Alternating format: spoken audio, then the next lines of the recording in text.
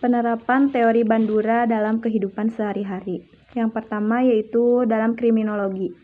Teori social learning digunakan untuk menjelaskan penyebab dan cara menangani perilaku menyimpang.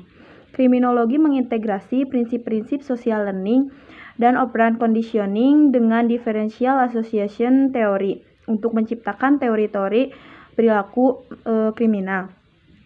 Pembunuhan berantai pun dapat dijelaskan dengan teori belajar sosial. Hale 1993 menerapkan teori belajar sosial pada studi kasus mengenai pembunuhan berantai. Dalam studinya, ia menyebut bahwa pembunuhan berantai mungkin berasal dari proses belajar. Sudah kita ketahui bahwa lingkungan dan aspek kognitif berperan dalam social learning. Hale menganggap pembunuhan berantai pasti pernah mengalami sejumlah pengalaman memalukan dalam hidupnya. Tentu semua orang pernah malu, tapi anak yang kemudian jadi pembunuh berantai memproses pengalaman ini secara berbeda. Mereka tidak bisa membedakan pengalaman mana yang memberi reward dan mana yang tidak memberi reward. Artinya, bila anak melihat situasi tertentu hanya dari sudut negatif, anak tersebut bisa mengalami frustasi. Di masa depan, ia akan melampiaskan frustasi tersebut secara agresif. Contohnya seperti kasus Rian Jombang. Pelaku pembunuhan berantai mengaku saat kecil membenci ibunya. Ibunya bersikap keras, mudah marah, dan mudah tersinggung. Dan Rian terlahir dari hasil hubungan gelap. Dan yang kedua yaitu penerapan teori Bandura di media. Prinsip-prinsip social learning diterapkan untuk memperjelas kekerasan di media. Akers dan Burgess menduga melihat atau mengalami imbalan positif dan tidak adanya hukuman untuk perilaku agresif dan dapat memperkuat agresi.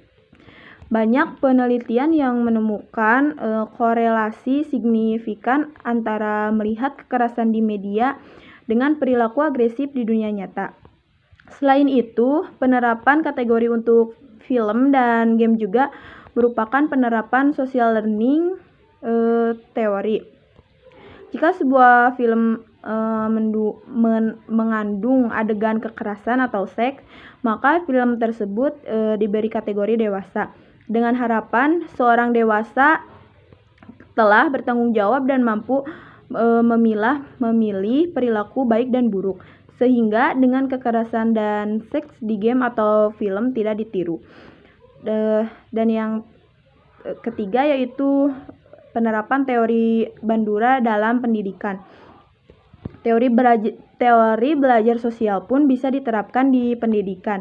Seperti yang sudah disebutkan, peniruan suatu perilaku harus melalui 4 proses, yaitu atensi, retensi, reproduksi, dan motivasi.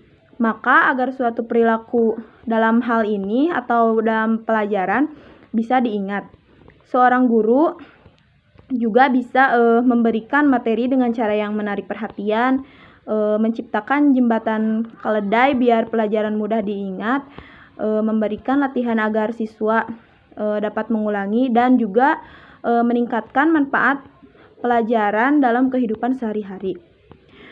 Tentu saja guru juga bisa memberikan feedback positif pada siswa bila ia memperlihatkan progres peniruan dengan baik.